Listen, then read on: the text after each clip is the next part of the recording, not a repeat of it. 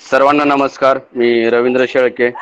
शेळ्यांचे आहारशास्त्र समूह महाराष्ट्र या समूहाच्या माध्यमातून ऑनलाईन वेबिनार उपस्थित सर्व शेळीपालिक शेतकरी बांधवांचं, आमच्या शेळ्यांच्या आहारशास्त्र समूहाचे निर्माते व संकल्पक गट विकास अधिकारी विलास सानेर सर, त्याचबरोबर उपस्थित सर्व मार्गदर्शक व शेतकऱ्यांच्या वतीनं मी या ठिकाणी आपल्या सर्वांचं सहर्ष स्वागत करतो.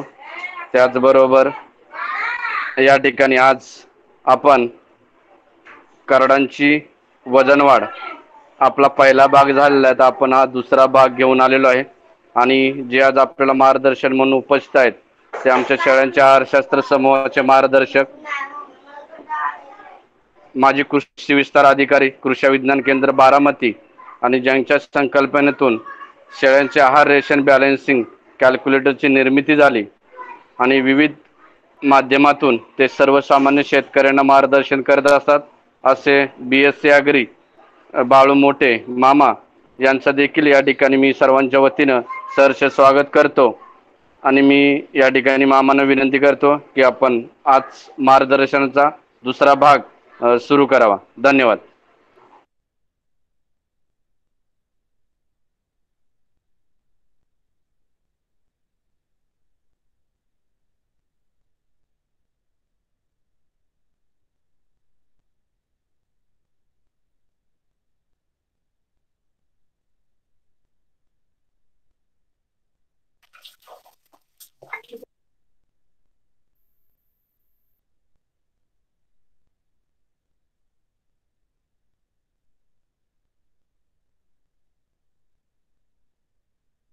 मामा तुमचा ऑडिओ म्यूट आहे, अनम्यूट करा.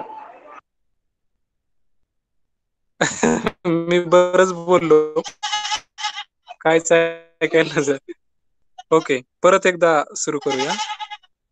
ह्याचा पहिला या विषयाचा पहिला जो भाग आहे, पहिले 16 प्रश्न, त्याचे आपण पहिला भाग झालेला आहे आणि त्याचा युट्यूब व्हिडिओ आपण अपलोड केलेला युट्यूब वरती, तो तुम्ही पाहू शकता ज्यांनी पाहिला नसेल त्यांनी, आणि ज्यांना पुन्हा पाहायचा असेल त्यांनी सुद्धा युट्यूब वरती जावा आणि पहा. तर आज आपण याच्या पुढचा जो भाग आहे तो घेणार आहोत. आणि त्याच्यानंतर मग माझी स्क्रीन दिसते का सर्वांना? हा, दिसते मामा, दिसते. दिसते. हा, तर 17व्या प्रश्नापासून आपण सुरुवात करूया. 17वा प्रश्न आहे, जर आपण 6 महिन्याचा बोकड कटिंगसाठी विकणार असेल तर त्याला खच्ची कधी करायचं, आणि ईदसाठी ठेवायचं असेल तर त्याला खच्ची कधी करायची? तर ह्याचं साधं सरळ उत्तर असं आहे की 6 महिन्यात जर तुम्ही बोकड विकणार असाल तर त्याला खच्ची करायची गरजच नाही, कारण खच्ची केलं की त्याची कटिंगची मार्केट व्हॅल्यू कमी होते. तुम्ही बघितलं असेल, जेव्हा तुम्ही मटण खरेदी करायला जाता दुकानावरती, मटन शॉपवरती, तेव्हा तिथे त्या बोकडाच्या अंडकोश समोर दिसतील अशा पद्धतीनं ते लावलेलं असतं, वरती टांगलेलं असतं, जेणेकरून लोकांना असं दिसावं की हा अंडुल बोकड आहे किंवा हा बोकड आहे, पाट नाही, या हिशोबाने त्याची रचना केलेली असते. काही व्हिडिओ पण तुम्हाला असे व्हॉट्सअपवरती वगैरे आले असतील की काही व्यापारी लोक किंवा काटिक मंडळी हे बोकडाचे अंडकोश काढून ते पाठीच्या ठिकाणी चिकटवतात, असा पण व्हिडिओ तुम्ही बघितला असेल. याच्यावरून हे लक्षात येतं की अंडकोशाला मटण विक्री करताना खूप जास्त महत्व आहे, आणि ते सगळीकडे आहे. म्हणजे असं काही नाही की पुणे जिल्ह्यात आहे, साताऱ्यामध्ये नाही, सगळ्या संपूर्ण महाराष्ट्रामध्ये बोकड असणं आवश्यक मानलं जातं.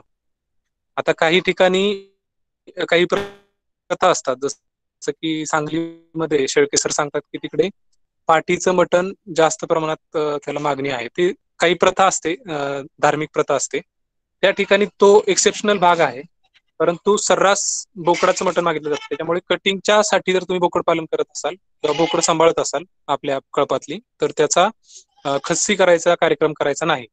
आणि ईदसाठी जर करायचं असेल तर त्या बोकडाला बोकडाचा लुक म्हणजे त्याचा चेहरा बोकडासारखा झाल्यानंतर मग त्याला खच्ची करावा. तसं तर खच्चीकरणाचं जे योग्य वय आहे ते साधारणतः 6 आठवडे असं सांगितलं जातं थेरॉटिकली. परंतु 6 आठवड्यात जर तुम्ही खच्ची केलं 6 आठवड्यानंतर, तर मात्र इम्बॅलन्स होतो. म्हणजे जे बोकडाचा चेहरा बनण्यासाठी जे हार्मोन्स त्याच्या शरीरामध्ये तयार व्हायचे असतात ते खच्ची केल्यामुळे होत नाहीत, आणि मग त्याचा जो लुक असतो तो शेळीसारखा दिसतो, आणि मग पुन्हा ईदच्या मार्केटिंगमध्ये सुद्धा त्याला प्रॉब्लेम येतात. त्याच्यामुळे 9 महिन्यानंतर जर खच्ची केला तर जास्त बेस्ट राहील. आमच्याकडे पारंपरिक पद्धतीमध्ये आम्ही 1.5 वर्षानंतर 2 वर्षानंतर सुद्धा बालिंगे म्हणजे मेंढराचे बालिंगे जे असतात ते खच्ची करतो. तर तसं काही फारसा प्रॉब्लेम येत नाही त्याच्यामध्ये. आणि जो बोर्डी जो असतो, खच्ची करण्याचं जे अवजार असतं बोर्डी जो किंवा कॅस्ट्रेटर असं त्याला म्हटलं जातं, तर त्यानं जर खच्ची केलं तर म्हणजे तो चिमटा असतो त्यानं जर खच्ची केलं तर बेस्ट आहे, म्हणजे काही प्रॉब्लेम येत नाही त्यानं. 18वा प्रश्न आहे, बकऱ्या कोणत्या महिन्यात लावल्या म्हणजे पिल्ले अनुकूल काळात जन्माला येतील? प्रजनन काळ योग्य वेळ कोणती? तर हा प्रश्न म्हणून ठीक आहे, परंतु प्रॅक्टिकली असं करत बसणं हे कटिंगच्या शेळीपालनात चुकीचं आहे. जर तुम्हाला ब्रिडिंगचं शेळीपालन करायचं असेल किंवा ईदसाठीचं शेळीपालन करायचं असेल तर त्यावेळेला हे ठीक आहे. परंतु कटिंगच्या शेळीपालनामध्ये ठराविक वेळेला बकऱ्या लावणे, शेळ्या लावणे आणि ठराविक कालावधीमध्ये पिल्लांना जन्म द्यावा अशी अपेक्षा ठेवणे हे पूर्णतः चुकीचं आहे. माझं असं मत आहे की वर्षातून 3 वेळा तुमच्या शेळ्या टप्प्याटप्प्यानं व्यायला पाहिजेत. टप्प्याटप्प्यानं म्हणजे कसं, की जर समजा तुमच्याकडे 30 शेळ्या असतील तर दर 4 महिन्यांनी 10 शेळ्या विल्या पाहिजेत. दर 4 महिन्यांनी 10-10 शेळ्या विल्या पाहिजेत, म्हणजे वर्षातून 3 टप्पे होतील. मग ते कुठला का सीझन असे ना, पावसाळा असू दे, हिवाळा असू दे, नाही तर उन्हाळा असू दे, कुठल्या पण सीझन मध्ये 10-10 शेळ्या कटिंगसाठी जर तुम्ही शेळीपालन करत असाल तर त्या विल्या पाहिजेत. याचा फायदा असा होतो की ज्यांची पिल्लं 3 महिन्याची होऊन जातात त्या शेळ्यांचं एक साधारणतः महिना ते 1.5 महिन्याचं दूध तुम्हाला दुसऱ्या शेळ्यांच्या पिल्लांना पाजायला उपयोगी येतं.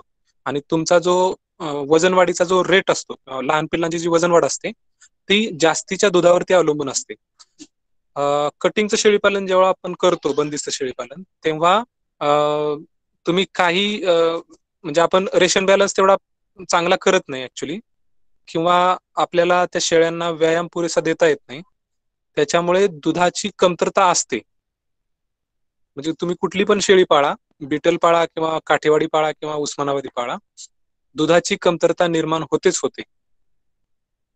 जेव्हा तुम्ही फिरस्ती शेळी पालन करता तेव्हा ही कमतरता निर्माण होत नाही. ते पण त्याला पण कंडिशन आहे, जर तुमच्याकडे चारा मुबलक असेल तर. जर चाराच मुबलक नसेल तर फिरस्तीमध्ये सुद्धा खूप हाल होतात, पिल्लांचे डबरी होतात पिल्ल सुद्धा फिरस्तीमध्ये सुद्धा, जर चारा व्यवस्थित नसेल तर. तिकडे भरपूर चारा आणि व्यायाम असल्यामुळे तिकडे चांगल्या प्रकारची दूध त्या शेळ्यांना येतं. परंतु कटिंगमध्ये तसं होत नाही. एकतर आपण सायंटिफिकली रेशन बॅलन्स करत नाही, आपल्या अंदाजानं आपण शेळ्यांना खाऊ घालतो आणि मग त्यांचं पोषण एकतर कमी पडतं आणि दुसरी गोष्ट व्यायाम कमी पडतो, त्याच्यामुळे त्यांना पुरेसं दूध येत नाही. म्हणून आपल्याला जास्तीचं दूध मिळवण्यासाठी जी टप्प्याटप्प्याने शेळ्या विणं आवश्यक असतं. आणि जर तुम्ही ब्रिडिंगसाठी करत असाल तर अशा वेळेत पिल्लं जन्माला यायला पाहिजेत की ज्या कालावधीमध्ये पावसाळी वातावरण जास्त नसलं पाहिजे. म्हणजे आपल्याकडे पाऊस कधी लागतो? ऑगस्ट, सप्टेंबर, ऑक्टोबर ह्या कालावधीमध्ये पाऊस लागतो. मग नोव्हेंबर, डिसेंबर, जानेवारी, फेब्रुवारी, मार्च ह्या कालावधीमध्ये जर पिल्लं जन्माला आली तर ते म्हणजे संगोपनाच्या दृष्टिकोनातून बेस्ट राहतं. परंतु याला काही अर्थ नाही. जेव्हा तुम्ही बंदिस्त करताय त्याला पण काय एक शब्द वापरला जातो, स्टॉल फीड, आणि दुसरा एक शब्द वापरला जातो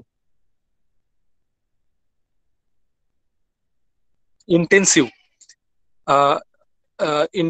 गोट फार्मिंग, इंटेन्सिव्ह स्टॉल फीड गोट फार्मिंग. याचा अर्थ असा की तुम्ही त्या शेळ्यांना एक सुखवस्तू बनवून ठेवता, म्हणजे एक चांगल्या प्रकारचं एन्व्हायरमेंट त्याला प्रोव्हाइड करतात त्या शेळ्यांना, करायला पाहिजे असा उद्देश असतो बंदिस्त शेळी पालन करण्याच्या पाठीमागे. फिरस्तीमध्ये असं नसते. फिरस्तीमध्ये तुम्हाला जे वातावरण आहे त्याला तुम्हाला फेस करावं लागतं. त्याच्यामध्ये मॉर्टॅलिटी होत असते फिरस्तीमध्ये. परंतु बंदिस्तमध्ये मॉर्टॅलिटी आपण खूप कमी करू शकतो. अगदी 0% म्हटलं तरी म्हणजे करू शकतो आपण बंदिस्तमध्ये. फक्त त्याच्यासाठी जे आवश्यक ज्ञान आहे, माहिती आहे, ती तुम्हाला घेणं आवश्यक आहे. त्याच्यामुळे असा हट्ट धरणे की ठराविक पिरियडमध्ये शेळ्यांनी पिल्लं दिली पाहिजेत, तर ते चुकीचं आहे. जर एकाच महिन्यामध्ये तुमचा 30 शेळ्यांचा कळप विला, तर तुमची पण तारांबळ होणार आहे, त्या शेळ्यांची पण तारांबळ होते, आणि तुम्ही जो गडी ठेवताय शेळ्या सांभाळण्यासाठी त्याची पण तारांबळ होते, कारण नेमकं कळत नाही होती. ही समस्या उस्मानाबादीमध्ये तर खूप मोठ्या प्रमाणात, कारण सगळीच पिल्लं काळ्या रंगाची असतात आणि मग नेमकं कळत नाही की कुठल्या शेळीचं कुठलं पिल्लू आहे ते. तेव्हा जेव्हा एकसारख्या रंगाच्या शेळ्या असतील, उदाहरणार्थ सोजत असेल, तुमची काठेवाडी असेल, किंवा उस्मानाबादी असेल, संगमनेरी असेल, ज्यांचा रंग एकसारखा असतो, लुक एकसारखा असतो, अशा शेळ्यांमध्ये हा प्रयोग करणं चुकीचं आहे. पिल्लं ओळखीत येत नाहीत, आणि जर तुम्ही नवीन असाल मग तर सगळे 12च वाजणार आहेत. तुम्हाला त्या पिल्लाच्या लुक कडे बघून कळलं पाहिजे की हे पिल्लू कुठल्या शेळीचं आहे ते. म्हणजे एवढा तुमचा अभ्यास असेल तर ह्या भानगडीत पडा, नाहीतर मग ही फार अवघड गोष्ट होऊन जाते. प्रश्न क्रमांक 19. कटिंगचे पिल्ले किती महिन्यात विकायला परवडतात? तर ह्याच्यावर दिले आहे. त्याचं पोस्टचं नाव आहे डिमिनिशिंग मार्जिनल युटिलिटी. हा एक अर्थशास्त्रातला सिद्धांत आहे, डिमिनिशिंग मार्जिनल युटिलिटी. तर ती पोस्ट तुम्ही मुळातून वाचा, म्हणजे तुम्हाला मी जे काय म्हणतोय ह्याचा एक तुम्हाला परफेक्टली समजेल नेमकं काय का म्हणतोय ते, त्याचं कारण समजेल. साधारणतः 5वा आणि 6वा महिना हा पिल्ल विकण्याच्या दृष्टिकोनातून बेस्ट आहे. म्हणजे ह्या वयामध्ये 5व्या आणि 6व्या महिन्याच्या वयामध्ये आपला खुराकावरती जास्त खर्च झालेला नसतो, आणि पिल्लाची वजन ही साधारणतः 25 किलोच्या आसपास आलेली असतात. जर तुमच्या शेळ्यांची वजन 40 किलोच्या आसपास आलेली असतात, आणि त्यावेळेला आपल्याला ते पिल्लू विकायला जास्त परवडतं. तिथून पुढे सुद्धा आपल्याला प्रॉफिट होत असतं अगदी 12व्या महिन्यापर्यंत. 12व्या महिन्यानंतर मात्र आपलं प्रॉफिट डाऊन व्हायला सुरुवात होते.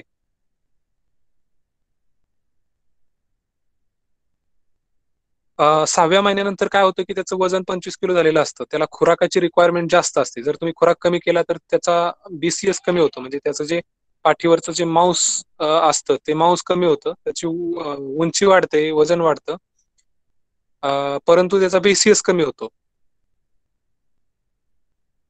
खुराक कमी केला तर. आणि खुराक जास्त द्यायला आपल्याला परवडत नाही. त्याच्यामुळे 6व्या महिन्यापर्यंत आपण ठेवू शकतो. बोकड हे 6व्या महिन्यात विकायचे, आणि पाठी जे आहेत ते 4थ्या ते 5व्या महिन्यात विकायच्या, आणि बोकड जे आहेत ते 5व्या ते 6व्या महिन्यात कटिंगसाठी विकून टाकायचे.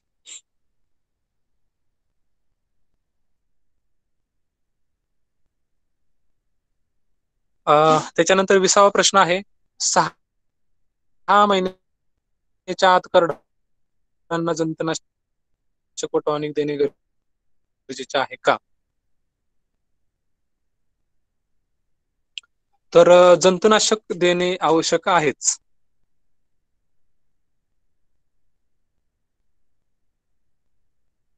परंतु टॉनिक देणं आवश्यक नाही.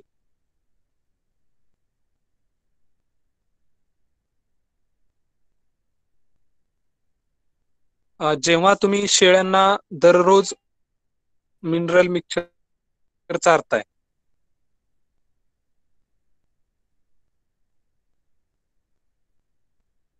दहा ते 15 ग्रॅम प्रत्येक शेळीला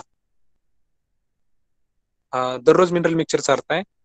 दुसरी गोष्ट, ज्या विलेल्या शेळ्या आहेत, आपण विलेल्या शेळ्यांना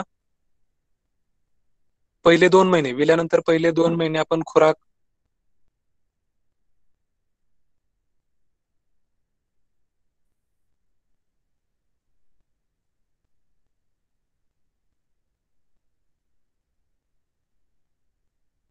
जास्तीचा द्यायला सांगतो, जेणेकरून तिला जास्त दूध येईल. ह्या जास्तीच्या खुराकामध्ये पुन्हा तिला जर तुम्ही ऍडिशनल 10 ग्रॅम जर दिलं, म्हणजे दिवसात टोटल 20 ग्रॅम मिनरल, त्या पिल्लाला दुधातून सगळे मिनरल्स मिळतात किंवा गरज सर आवाज ब्रेक होतोय मध्ये मध्ये. नसते. कारण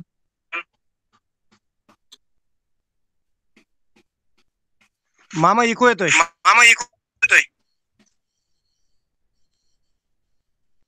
आपण आपल्या लहान पद्मीन मुलांना म्हणून कोणी आहेत ना, त्यांनी इको येतोय त्यांचा, तर त्यांनी कृपया आपला म्यूट करा. पर्याय ओके. म्हणून पण आपल्या मुलांसाठी त्याचं वजन वाढेल, त्याची उंची वाढेल, चेहऱ्यावरची चकाकी येईल. मुलींच्या मध्ये विशेषतः चेहऱ्यावरच्या चकाकी येण्यासाठी चेहऱ्याला दूध लावलं जातं. काय काय बरेच प्रयोग करतात. तर त्या पद्धतीनं दुधाचं महत्व आहे.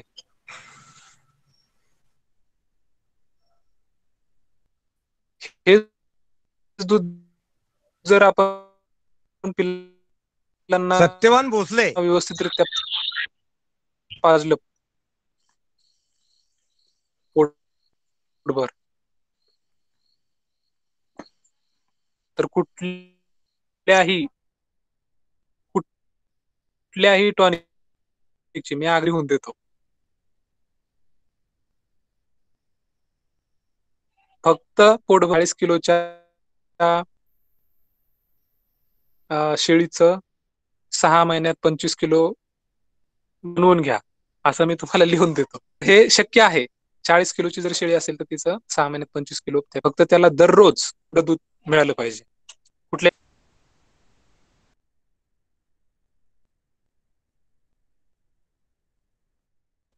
हॅलो हॅलो हा मामा, बोला. हॅलो, जरा थोडा आवाज मध्ये मध्ये कट होत होता. आता बाबा येतोय बोला ना मामा, आवाज? आवाज येतोय का? हा, येतोय. आता स्पष्ट. हा, येतोय. मध्ये कट होत होता नॉर्मली, येतोय आता व्यवस्थित.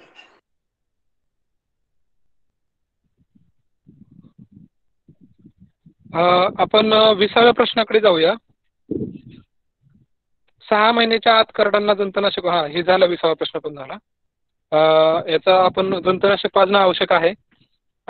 पहिल्या महिन्यात म्हणजे 30 दिवस पूर्ण झाले की 1 डोस द्यायचा, आणि थेट नंतर 3 महिने पूर्ण झाल्यावरती दुसरा डोस करायचा. 2च डोस द्यायचे. त्याच्यानंतर पिल्लू डायरेक्टली विकून टाकायचं 6व्या महिन्यामध्ये. आणि जे तुम्ही पैदाशीला पैदाशीला ठेवताय, त्या पिल्लाचं जंतुनाशक हे इतर शेळ्यांबरोबर जेव्हा तुम्ही बाकीच्या शेळ्यांना जंतुनाशक करणार त्याबरोबर त्याला करायचं. 21वा प्रश्न आहे, दूध तोडल्यानंतरच्या काळात चाऱ्यात आणि खुराकात काय बदल करावे जेणेकरून वजनात तूट येऊ नये?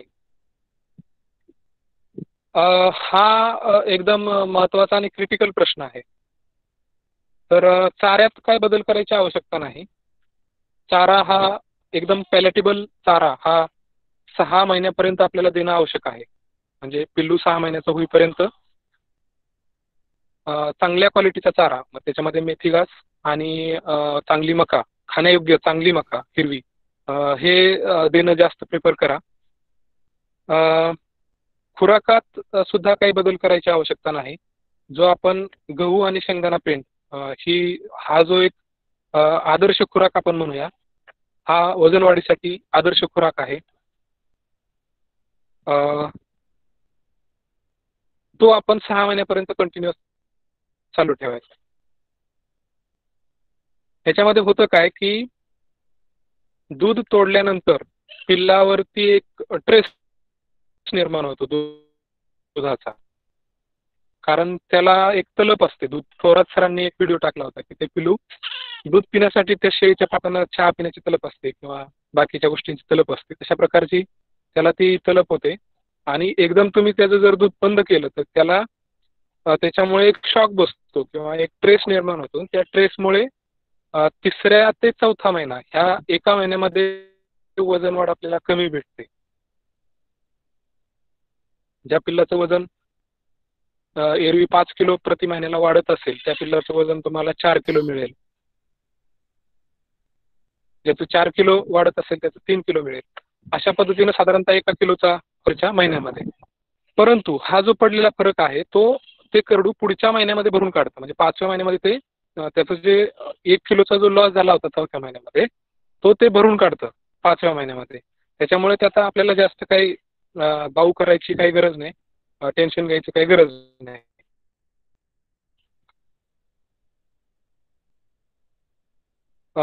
फक्त जो त्याला खुराक आपल्याला द्यायचा आहे शेंगदाणा, पेंडा आणि गहू. बाकीचं तुम्ही तूर चुनी देऊ शकता, गव्हाचा भुसा देऊ शकता, त्याच्यानंतर उडदाची चुनी, उडदाची डाळ. मेन खुराकाचे घटक जे आहेत ते शेंगदाणा पेंड चांगल्या क्वालिटीची आणि गहू कुठून मिळतो तुम्हाला माहिती आहे, तो देणं आवश्यक आहे. ह्याचा आपल्याला रेशन बॅलन्स शिकून घेणं आवश्यक आहे. आणि त्याच्यानंतर म्हणजे हा वेगळा विषय आहे रेशन बॅलन्स कसं करायचं. तर ते केल्यानंतर आपल्याला नेमकं किती द्यायचं त्याचं प्रमाण ते आपल्याला ठरवता येईल. 22वा प्रश्न आहे, पिल्ले आजारी पडल्यानंतर लवकर वजन वाढ कशी करावी.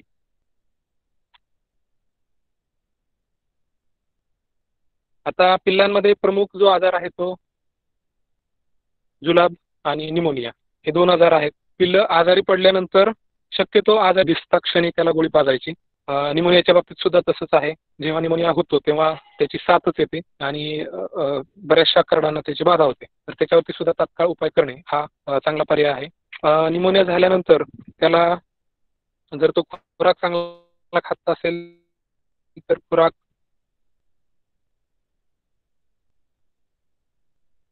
त्याला पाहिजे तेवढा द्यायचा. त्याच्यानंतर एखादं चांगल्या प्रकारचं टॉनिक त्याला पाजायचं पुढचे 8-10 दिवस.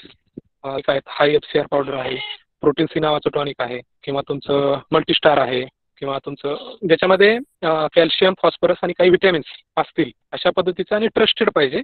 उगाच सटरफटर कुठून तरी आणायचं आणि ते पाजायचं ह्याच्यात काय अर्थ नाही.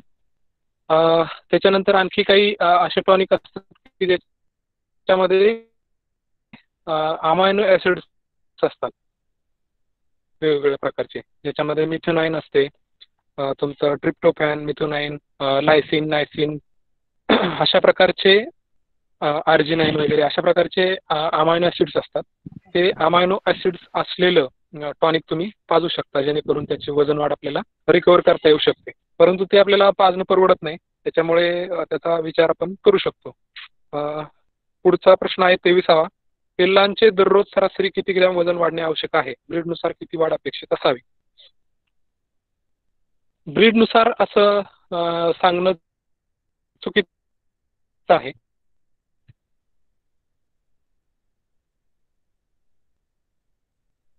परंतु मी असं सांगेन किंवा वारंवार मी असं सांगतो की तुमची शेळी जर 30 ते 35 किलोच्या रेंजमधली असेल तर त्या पिल्लाचं, जर तुमची शेळी 35 ते 40 किलोच्या रेंजमधली असेल तर तिच्या पिल्लांचं वजन ही 15 किलोच्या आसपास 3 महिन्याची भरली पाहिजेत. आणि जर तुमची शेळी 40 किलोच्या पुढची असेल, 45-50 अशा रेंजमधली असेल तर तिचं वजन हे तिच्या पिल्लांचं वजन हे आपल्याला 18 किलो 3 महिन्याचं भरलं पाहिजे. तुमच्या शेळीची जात कोणती आहे ह्याच्याशी त्याचा संबंध नाही. शेळ्यांचं सरासरी प्रौढ वजन किती आहे ह्याच्यावरती आपल्याला काढायचं आहे. आता हे प्रौढ वजन कशावर ठरवायचं? जेव्हा शेळीचं 3 वर्ष पूर्ण होतात, तिचं वयाच्या 3 वर्ष पूर्ण होतात, 3 वर्ष पूर्ण झाल्यानंतर तिचं जे प्रौढ वजन असेल त्या वजनावरती आपण पिल्लाची सरासरी काढू शकतो. जर 3 वर्षानंतर म्हणजे शेळ्या तुमच्या सगळ्या शेळ्यांची जर 3 वर्ष वय कंप्लीट झाले आणि त्यांची जर तुम्ही सरासरी काढली, ती जर समजा 30 किलो आली असेल तर अशा शेळ्यांकडून 18 किलो वजनाची पिल्लं 3 महिन्यात होतील अशी अपेक्षा धरणं हे सरासर चुकीचं आहे. परंतु अशा शेळ्या फायदेशीर नसतात असं अजिबात त्याचा अर्थ नाही. ज्या शेळ्या 30 किलोच्या असतात प्रौढ वजन, त्यांची फिकॉन्डिटी जास्त असते, म्हणजे त्यांची पिल्लं देण्याची क्षमता जास्त असते. ज्या शेळ्यांची वजनं जास्त असतात, म्हणजे ज्या शेळ्या 40 किलो 50 किलो 60 किलोच्या असतात, त्यांची एकूण पिल्लं देण्याची क्षमता ही कमी असते. हा निसर्गाचा नियम आहे. याला काही प्रमाणात आपण बंदिस्त केल्यामुळे थोडाफार अपवाद इकडे तिकडे होऊ शकतो, परंतु हा निसर्गाचा नियम आहे. ह्या नियमानुसार आपण त्याच्याकडे बघितलं पाहिजे. आपल्या ग्रुपचे डॉक्टर दिनेश सर आहेत, दिनेश वाघ सर, त्यांच्याकडे शिरोई शेळ्या आहेत. तर त्यांनी आपल्याला असं सांगितलं की त्यांच्या व्याख्यानामध्ये त्यांच्याकडे साधारणतः 40% शेळ्यांना जुळी पिल्ले होतात. कदाचित माझा आकडा चुकीचा असू शकतो, परंतु मला आठवतंय त्याप्रमाणे ते 40% बोलले होते. 40% शेळ्यांना जुळी पिल्लं होतात असं त्यांनी सांगितलं होतं. परंतु इन जनरल जर आपण शिरोईचं बघितलं तर शिरोईमध्ये 9 ते 10% शेळ्यांनाच फक्त जुळी पिल्लं होतात. असा रिसर्च ज्यांनी केलंय त्याच्यावरती त्यांचं असं म्हणणं आहे. त्यामुळं जे दररोजची वजनवाढ आहे ती आपण 3 महिन्याची वजनवाढ किती होते त्याला आपण 90 दिवसांनी भागले की तुम्हाला दररोजची वजनवाढ मिळेल. साधारणतः 150 ग्रॅम आपल्याला मिळाली पाहिजे दररोजची वजनवाढ, असं आपण गृहीत धरू शकतो. 150 ग्रॅम मिळायला पाहिजे. 24वा प्रश्न आहे, कटिंग मार्केटसाठी किती किलो वजनाची पिल्ले विकणे योग्य असते? एका शब्दात सांगायचं झालं तर 25 किलो सगळ्यात बेस्ट. 25 ते 30 किलो या रेंजची पिल्लं झाली की विकून टाकायची. 25वा प्रश्न आहे, मादी पिल्ले किती किलो वजनाची झाल्यानंतर मीटिंग करावे? एका शब्दात उत्तर आहे 30 किलोच्या आसपास वजन झालं की तिला आपण मुख्य कळपात सोडू शकतो. 30 किलो हे त्याचं उत्तर आहे. वयामध्ये विचारलं तर साधारणतः 12 ते 14 महिने वय झाल्यानंतर आपण त्याचं मीटिंग करावं. किंवा काही शेळ्यांच्या बाबतीत ज्यांना तुम्हाला ती शेळी मोठी व्हावी असं जर वाटत असेल तर तुम्ही 16 महिन्यापर्यंत सुद्धा थांबू शकता. म्हणजे ज्या ठिकाणी ब्रीडिंगचा फार्म डेव्हलप केलेला असतो त्या ठिकाणची लोक प्रेफर करतात की 16 महिने त्या शेळीला लावायचं नाही, 16 महिन्यानंतर लावायचं, जेणेकरून ती शेळी मोठी झालेली असते आणि तिचं आपल्याला चांगल्या प्रकारे तिथून पुढे उत्पादन मिळतं. 26वा प्रश्न आहे, सिरोई पिल्लाचं वजन वाढ करतानाचा खुराक व चारा नियोजन कसे असावे? कुठल्याही ब्रीडला वेगळा नियम लागू नाही, सगळ्यांना एकच नियम आहे. सगळ्यांचा आहारशास्त्र आपण एकाच नियमावरती त्यांचा आहाराचं नियोजन करतो. कुठल्या म्हणजे सिरोईला अमुक प्रकारचा TDN लागेल आणि उस्मानाबादीला अमुक प्रकारचा TDN लागेल असं नाही. सगळ्यांची टक्केवारी सेम आहे, सगळ्यांना सेम प्रकारचं प्रोटीन लागतं, सेम प्रकारचं हे लागतं, फक्त त्यांच्या वजनानुसार त्याची क्वांटिटी बदलते. टक्केवारी सेम असते, फक्त क्वांटिटी वजनानुसार कमी जास्त होते. ते आपण करायचे असते, आहारशास्त्र शिकलो ते आपल्याला ते करता येतं. सिरोई पिल्लाचं वजन वाढ करतानाचा खुराक व चारा नियोजन, मगाशी मी खुराकाबद्दल बोललेलोच आहे. 27वा प्रश्न. मामा प्रश्न हे करा ना, स्क्रीन करा ना, स्क्रीनवरती दिसत नाही, स्क्रीन शेअर करा.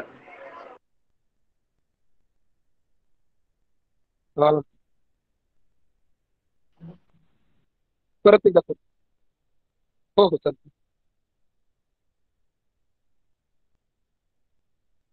काही प्रॉब्लेम आला तर मला हे करा. काय होतंय की नेटवर्क अचानक जाते आणि मग मी एकटाच बोलत राहतोय, माझं कुणाला ऐकायला जात नाही. आता दिसते का स्क्रीन? नाही मामा, एक मिनिट. शिवराज मल्ली पाटील म्हणून त्यांनी आपले स्क्रीन स्टॉप करा. तुम्ही स्क्रीन प्रेझेंट केल्या, कृपया कुणी स्क्रीन प्रेझेंट करू नका.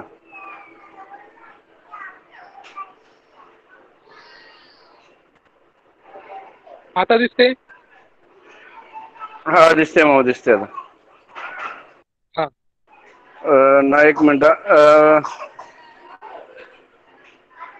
हा ओके. शिवराज कोण आहेत? कृपया स्क्रीन प्रेझेंट स्टॉप स्क्रीन करा, नाहीतर आपल्याला रिमूव्ह करण्यात येईल, कारण प्रॉब्लेम येतोय.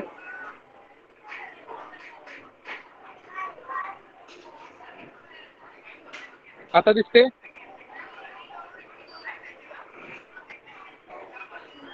मामा परत हॅलो. एकदा करा,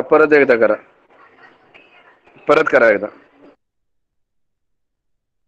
हा, ओके झाली मामा. ओके. हा हा. माझ्या ह्याला पॉइंट करू, हे पिन करून ठेवा माझ्या नावाला, म्हणजे जाणार नाही ते. दुसऱ्या कोणी प्रेझेंट केली तरी जाणार नाही ते. माझंच चालू राहील, दुसऱ्या कोणाचं दिसणार नाही. जर पिन नाही केलं तर मग जे प्रेझेंट करतील त्यांचं पण दिसेल. 27वा प्रश्न आहे, पिल्लामध्ये प्रीबायोटिक्स प्रोबायोटिक्सचा वापर कसा व कधी करता येईल? मी तर काय वापरत नाही प्रीबायोटिक किंवा प्रोबायोटिक. हे प्रीबायोटिक प्रोबायोटिक जे आहे ते आपल्याला चांगल्या प्रकारचा चारा आणि खुराक खायला लागल्यानंतर, म्हणजे 3 महिने झाल्यानंतर करावा. त्याला कुठल्याही प्रकारचं प्रीबायोटिक किंवा प्रोबायोटिकची आवश्यकता नाही. कारण 3 महिन्याच्या पूर्वी त्याची जी डायजेस्टिव्ह सिस्टीम असते किंवा पचनसंस्था असते ती ॲसिडिक किंवा एन्झायमॅटिक डायजेस्टिव्ह सिस्टीम असते. एन्झायमॅटिक डायजेस्टिव्ह सिस्टीम असते. एन्झायमॅटिक म्हणजे काही संप्रेरक तयार होतात आणि त्या संप्रेरकाच्या माध्यमातून दुधाचं पचन केलं जातं. जेव्हा तो चारा आणि खुराक खायला लागतो तेव्हा त्याला प्रोबायोटिक्सची आवश्यकता पडते. तर जर का त्याची तब्येत चांगली असेल, व्यवस्थित असेल, त्याचा BCS चांगला असेल, तर कुठल्याही प्रकारचं प्रोबायोटिक्स प्रीबायोटिक्स द्यायची गरज नाही. कारण कसं आहे की प्रीबायोटिक्स प्रोबायोटिक्स जे आहेत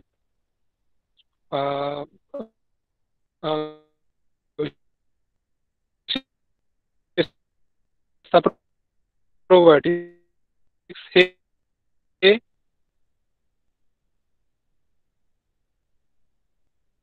त्याच्या रुमेनमध्ये जे डेव्हलप झालेले असतात ते सफिशियंट असतात. जी सफिशियंट लेवल आहे त्या लेवलपेक्षा जास्त जीवाणूंची संख्या पोटात वाढवणं याला काही अर्थ नाही. जे सफिशियंट जीवाणू जर त्याच्या पोटात असतील आणि सफिशियंट आहेत म्हणूनच त्याची वजनवाढ चांगली आपल्याला मिळत आहे. जर त्याच्यापेक्षा जास्त जीवाणू वाढवले तर ते पुढच्या म्हणजे रेटिक्युलममधून पास होऊन पुढच्या आबामासामध्ये जाऊन त्याचं डायजेशन होत असतं. कारण रुमेन स्वतः जीवाणू किती आतमध्ये मेंटेन ठेवायचे हे ते स्वतः ठरवत असतं. आपण त्याच्यावरती फार कंट्रोल करू शकत नाही. तिथे ठेव ह्याच्यावरती. त्याच्यामुळे हा जो तुम्ही प्रोबायोटिक्स देणार ते थोडक्यात वायाला जातात. कारण रुमेनमध्ये जे जीवाणू तयार होतात हे जीवाणू पुढे ट्रू स्टमकमध्ये जाऊन पचवले जातात आणि त्याच्यातून त्यांचं पोषण होत असतं. तर मी जे म्हणतो ह्याला काही मर्यादा पण आहेत. आणि हा बोला सर. मामा मला आता म्हणजे मी सध्या तो एक्सपेरिमेंट करतोच आहे म्हणा. आता पहिलीच बॅच आपण प्रीबायोटिक्स आणि हॅलो येते का मामा, आवाज येतो? हो येतो. आता हा जो प्रीबायोटिक आणि प्रोबायोटिकचा एक एक्सपेरिमेंटची बॅच मी करतोय म्हणलं. तर त्याच्यामध्ये आता ही पहिलीच बॅच, आता हे जे पहिले पिल्लं झाले आहेत आपल्याकडे, तर पहिले आपण जेव्हा त्यांचं रुमेन फॉर्म व्हायला सुरुवात होते, जेव्हा आपण म्हणतो की साधारणतः 1.5 महिन्याचे असताना त्यांचं रुमेन फॉर्म व्हायला सुरुवात होते.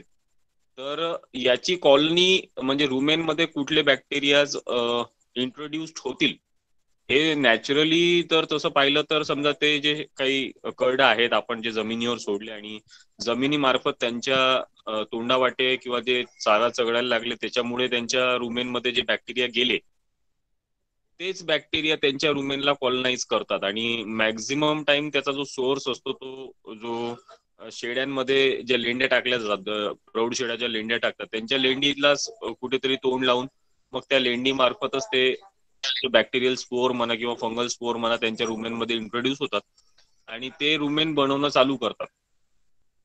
तर मी मागे एकदा असं वाचलं होतं की जेव्हा रुमेन बनण्याची जी प्रोसेस असते तेव्हा जर समजा आपण जे मेन आहेत म्हणजे असे मायक्रोब्स की जे रुमेनमध्ये असतात पण त्यांचं मल्टिप्लिकेशनचा रेट चांगला आहे, त्यांची डायजेस्टिव्ह पॉवर चांगली आहे, त्यांचं सेल्युलोज एन्झाईम प्रोडक्शनची पॉवर चांगली आहे, तर असे काही जे फंगस आहेत आणि जे ऍक्च्युली त्यांचे रिसर्च प्रोडक्ट आहे म्हणा, म्हणजे ऍस्परजिलोसिस सारखे असतील फंगस किंवा ईस्ट मधली जी काही स्पीसीज असेल जे वापरतात, तर किंवा MUC म्हणून आहे, तर हे जे बॅक्टेरिया आहेत यांचं जो टर्न ओव्हर रेट आहे आणि प्रोटीन प्रोडक्शनचा जो रेट आहे तो जास्त आहे नॉर्मल जे बॅक्टेरिया, मिथेनोजेनिक बॅक्टेरिया जे कोलोनाइज करतात रुमेनला त्याच्यापेक्षा.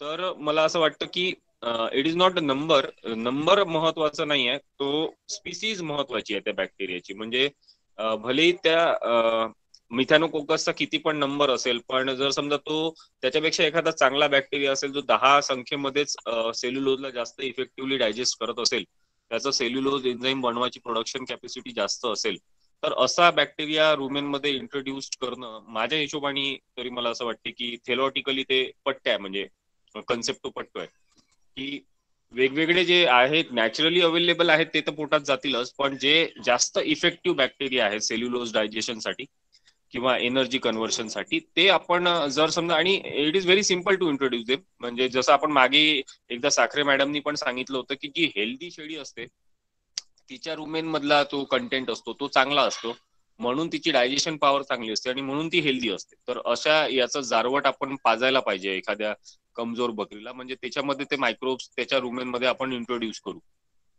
तर मला असं वाटतं की थेरॉटिकली ते बरोबर राहील जर समजा आपण प्रोबायोटिक किंवा प्रीबायोटिक एखादा डोस जरी दिला, कारण वन्स एकदा इंट्रोड्यूस केल्यानंतर ते रुमेन मधनं मरणार नाही, अनलेस की आपण त्यांना अँटीबायोटिक किंवा अँटी फंगल देऊन राहिलो तोंडा वाटे, तोपर्यंत तर ते मरणार नाहीये. आणि फक्त जर आपण एकदा जरी हे काम केलं तरीही त्यांची कॉलनी बनायला चांगली मदत होईल असं मला वाटतं.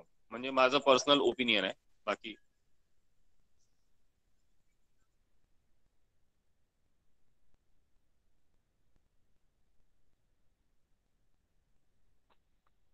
बरोबर आहे, तुम्ही जे सांगितलं मामा ते आवाज येतोय का? बरोबर सांगितलं. डॉक्टर मला याच्यात एकच ऍड हो. करायचं की जे पण आपण बॅक्टेरिया, फंगस किंवा प्रोटोझोआ वगैरे त्याच्यामध्ये. हा, माझा आवाज येतोय? हॅलो हा, येतोय येतोय येतोय मामा, येतोय. हॅलो. येतोय मामा येतोय. हा, येतोय मामा, येतोय, बोला. थोडस लेट चाललंय वाटतं हे. येतो मामा, येतोय. लेट आवाज जातोय वाटतं. मी असं म्हणत होतो की जे पण तुम्ही प्रोबायोटिक्स किंवा प्रीबायोटिक्स देत आहे किंवा जे बॅक्टेरिया आपल्याला त्याच्यामध्ये पाहिजेत, हे तुम्ही जो काही चारा प्रोव्हाइड करताय, एकदल बिदल आणि जे खुराक घटक प्रोव्हाइड करताय ते किंवा त्याचं पॉप्युलेशन, त्या बॅक्टेरियांचं पॉप्युलेशन हे त्यांच्या अनुषंगाने डेव्हलप होत असतं. आता उदाहरणार्थ सेल्युलोज पचवणारे जर का बॅक्टेरिया असतील आणि त्याच्यामध्ये एखादी विशिष्ट स्पेसीज तुम्हाला आयडेंटिफाय केली असेल कोणी शास्त्रज्ञांनी, आणि ती जर आपल्या शेळ्यांमध्ये नसेल, आपल्या शेळ्यांच्या रुमेनमध्ये नसेल, हे आपल्याला पहिल्यांदा आयडेंटिफाय करणं आवश्यक आहे. आणि नंतर मग इंट्रोड्यूस करणं आणि मग त्याचे रिझल्ट पाहणे हे जास्त योग्य. पण हे सगळं सायंटिफिक लेवलचं काम आहे, शेतकऱ्यांच्या लेवलचं हे काम नाही. कारण मग याच्यामध्ये आणखी इक्विपमेंट आणि बऱ्याच गोष्टी, क्रिटिकल कम्पॅरिझन, ह्या सगळ्या गोष्टी आल्या, ते आपल्याला करावं लागेल. साधारणतः माझ्या हिशोबाने 3 महिन्यापर्यंत कुठलं प्रोबायोटिक द्यायची गरज नाही. चांगल्या प्रकारचं दूध देणं हे जास्त इफेक्टिव्ह आहे असं मला वाटतं. त्याच्यानंतरचा 28वा प्रश्न आहे, लहान पुढे गेला. लहान पिल्लातील अशक्तपणासाठी बी कॉम्प्लेक्स मधील कोणते बी कॉम्प्लेक्स जास्त महत्वाचे आहे?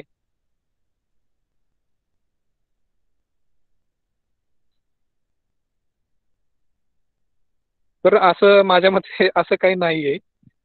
कुठलं ठराविक बी कॉम्प्लेक्स जास्त प्रमाणात दिलं म्हणजे त्याचा अशक्तपणा कमी होईल असं काही नाही. सगळे जे बी कॉम्प्लेक्स आहेत, B1 पासून ते B12 पर्यंत, ह्याच्यातले सगळे ठराविक प्रमाणात त्याला लागतात. कुठल्या, म्हणजे पिल्लू असू देत, करडू असू देत किंवा शेळी असू देत, जे त्यांचं ठराविक प्रमाण आहे ते लागत असतं. आणि बी कॉम्प्लेक्स बाबत फारशी काही काळजी करायचं कारण नाही. बी कॉम्प्लेक्स हे हिरव्या चाऱ्यामधून मिळत असतं आणि त्याच्या पोटामध्ये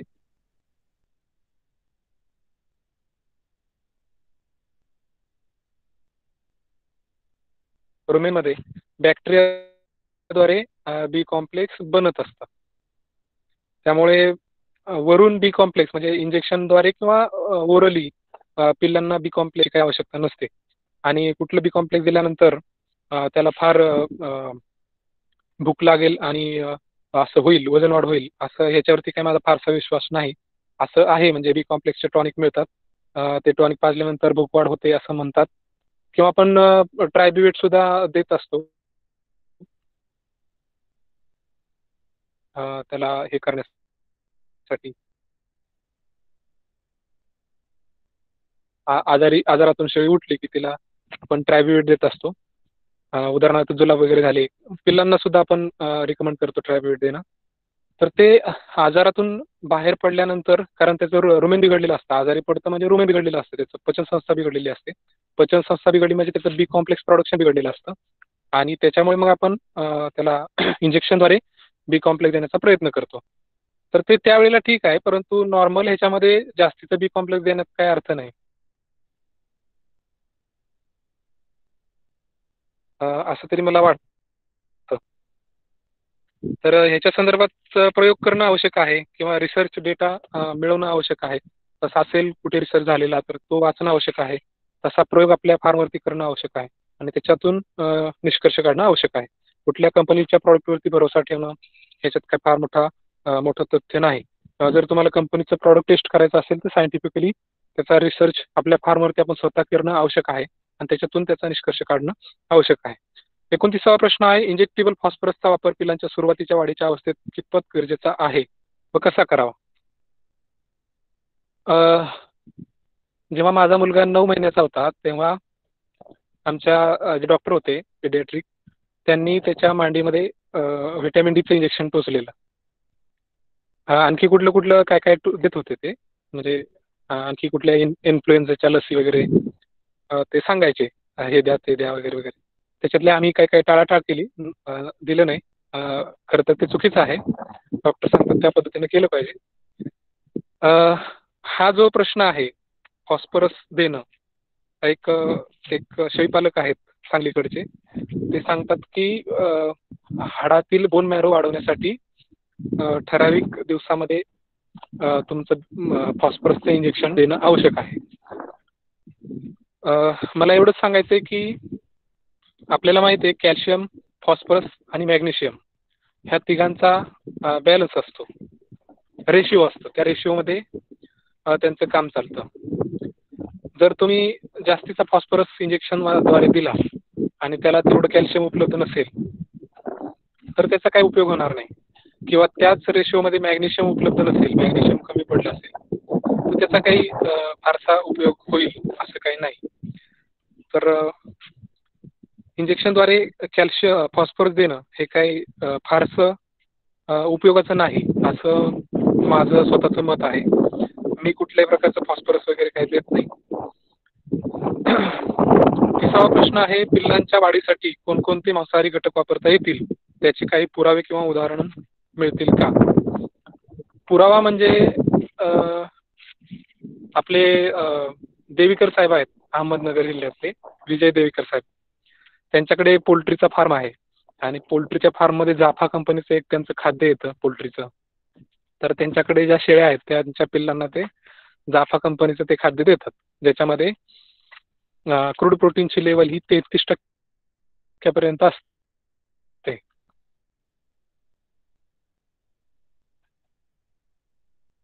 आता आपण जे खुराक देतो त्याचं जर क्रूड प्रोटीन काढलं तर हे 18 ते 22% जातं मॅक्झिमम.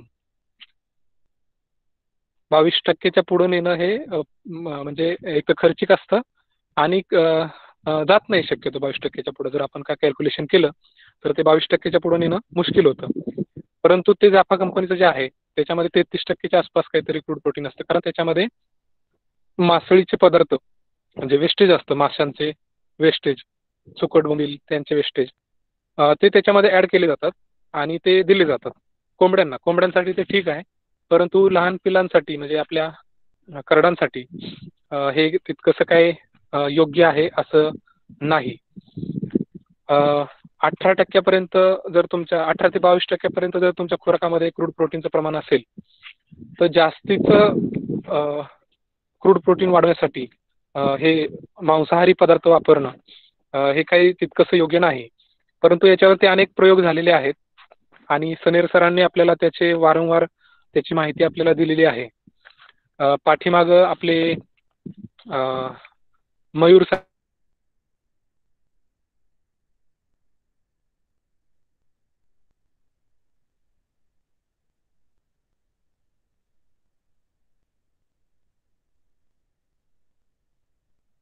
मामा तुमचा आवाज येत नाहीये मामा. कंपनी काय करते की त्याच्यावर प्रोसेस करते आणि त्याचा जो वास असतो सुकटीचा तो ती घालवते. परंतु आपल्याला ते तितकं प्रोसेस करता येत नाही घरच्या घरी आणि त्याच्या वासामुळं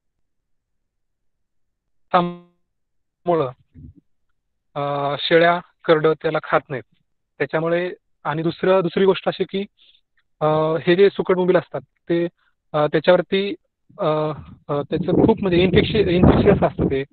त्याच्यात खूप घाण पडलेली असते किंवा वेगवेगळ्या जीवाणूंची वाढ झालेली असते आणि ते जर शेळ्या खात असतील तर त्यांच्या पोटामध्ये जाऊन त्यांना पचनाचे प्रॉब्लेम त्याच्यातून निर्माण होऊ शकतात. त्याच्यामुळे ह्या भानगडीत न पडलेलं बरं राहील. उदाहरणं नाहीत, पुरावे असा सायंटिफिक पुरावा माझ्याकडे काही नाही. उदाहरण मी तुम्हाला सांगितलं. सायंटिफिक पुरावा जे आहे सनेर सर आपल्याला ग्रुपमध्ये सांगतील पुन्हा एकदा, त्यांच्याकडे आहे ते मांसाहारी पदार्थ वापरण्याच्या संदर्भातला. 31वा प्रश्न आहे, लहान पिल्लात नक्की कोणकोणते जंतुनाशक वापरू नयेत? ह्याचं उत्तर माझ्याकडे नाही. माझ्या माहितीप्रमाणे सर्व प्रकारची जंतुनाशक लहान पिल्लामध्ये चालतात. जी मला आज रोजी माझ्याकडे जी माहिती आहे त्या हिशोबाने सगळ्या प्रकारची जंतुनाशक लहान पिल्लांमध्ये चालतात. कुठल्या प्रकारचं वापरू नये असं काही रेस्ट्रिक्शन असलेलं जंतुनाशक माझ्या तरी माहितीत नाही. कदाचित असू शकतं, शोधावं लागेल ते. 32वा प्रश्न आहे, अनुवंशिक गुणधर्माशिवाय आहारातील सुसूत्रता पिल्लात कितपत वजन वाढ देऊ शकेल?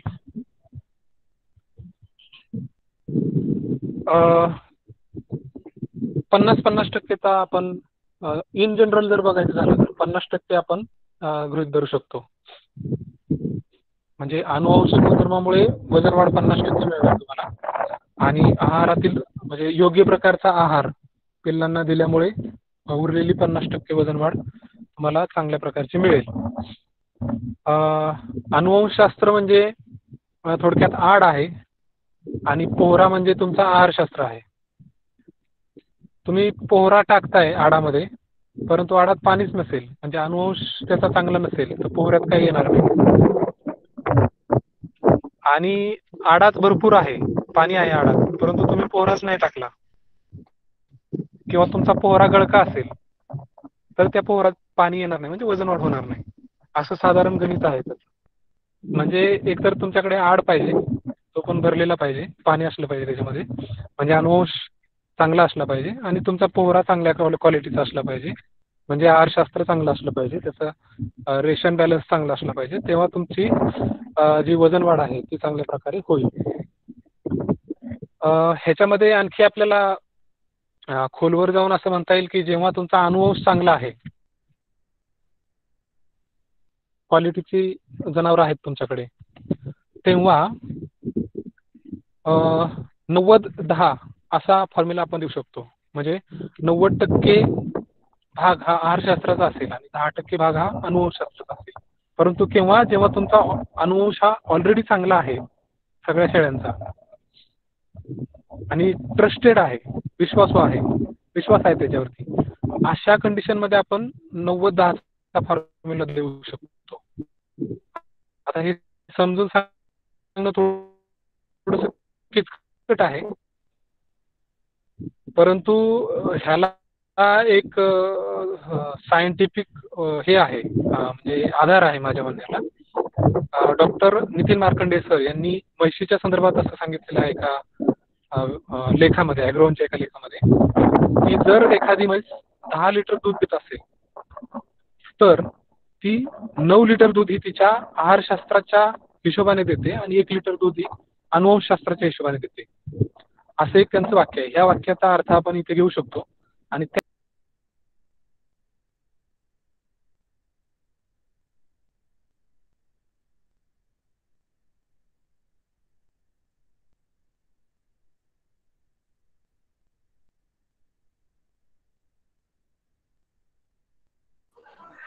आवाज बंद मामा झालाय आवाज येत मामा. नाही तुमचा.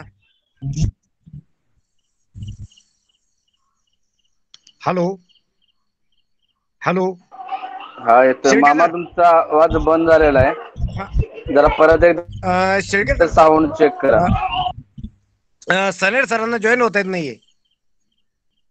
हो हो करतायत. परत रिक्वेस्ट केली आहे, होतील आता जॉईन. जास्त असते. मामा तुमचा आवाज येत नाही, जरा आवाज चेक करा.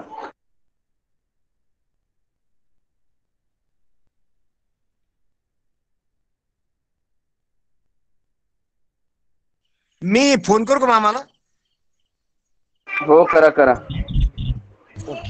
रिजॉईन करायला सांगा असेल तर. मामांना रेंजचा प्रॉब्लेम आहे बहुतेक.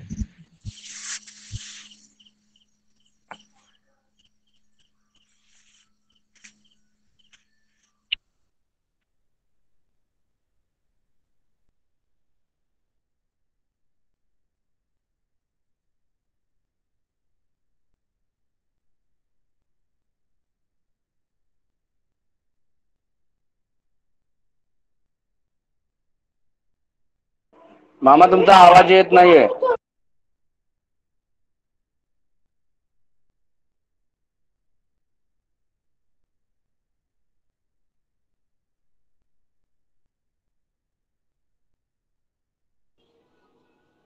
मामा तुमचा आवाज येत नाहीये मामा. हो नाही, त्यांना कॉन्टॅक्ट करतोय आपण. रेंजचा काहीतरी प्रॉब्लेम असेल. बऱ्याच ठिकाणी हा प्रॉब्लेम आहे. मेसेज येत आहेत. पाऊस असल्यामुळं आणि ढगाळ वातावरण असल्यामुळं हा प्रॉब्लेम आहे. मामा लेप झालेत, परत रिजॉईन करतील, आपण त्यांची वाट पाहूया. कोणी नवोदित जर असतील तर आमच्या शेळ्यांच्या आहारशास्त्र समूह महाराष्ट्राची लिंक या ठिकाणी टेलिग्रामची लिंक आपण टाकलेली आहे चॅट बॉक्समध्ये. तर त्या लिंकला जॉईन करून आपण आमचा समूह जॉईन करू शकता.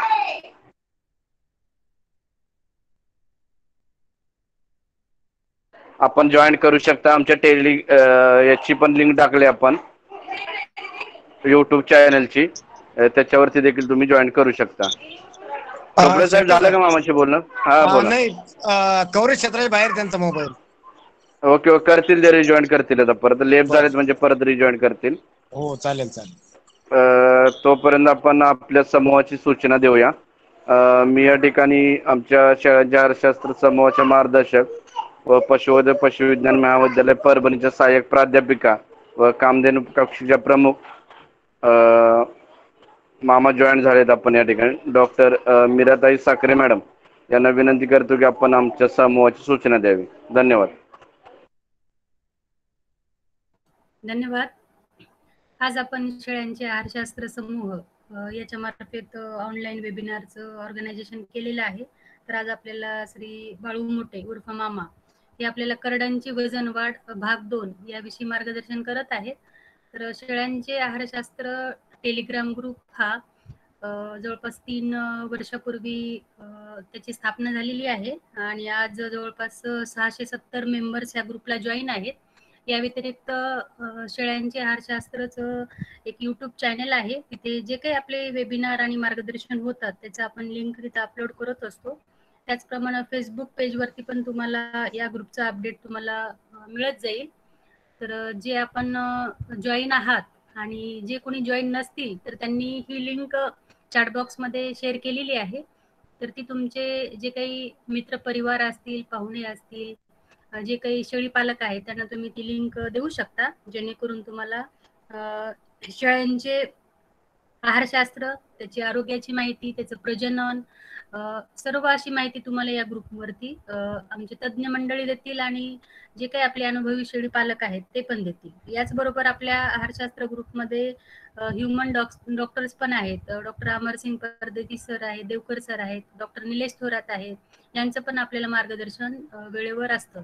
आणि डॉक्टर समीर इरजकर सर आहेत, मी स्वतः आहे.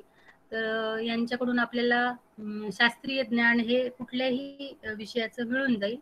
तर तुम्ही आहारशास्त्र ग्रुपचं टेलिग्रामची लिंक जॉईन करून ग्रुप जॉईन करू शकता आणि जे काही आपले वेगवेगळे मार्गदर्शन होत आहेत त्याचा तुम्ही लाभ घेऊ शकता. आणि हे सर्व मार्गदर्शन आपले निशुल्क असतात, कुठलाही शुल्क आकारला जात नाही. हे पूर्ण आपण एक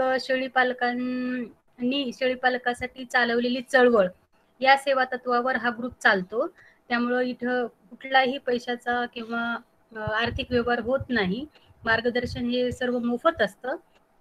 तर आपण सर्वांनी या मार्गदर्शनाचा लाभ घ्यावा अशी मी आपणास विनंती करते. बाळूमामा जॉईन झाले असतील तर त्यांनी आपले पुढील प्रश्न चालू ठेवावे.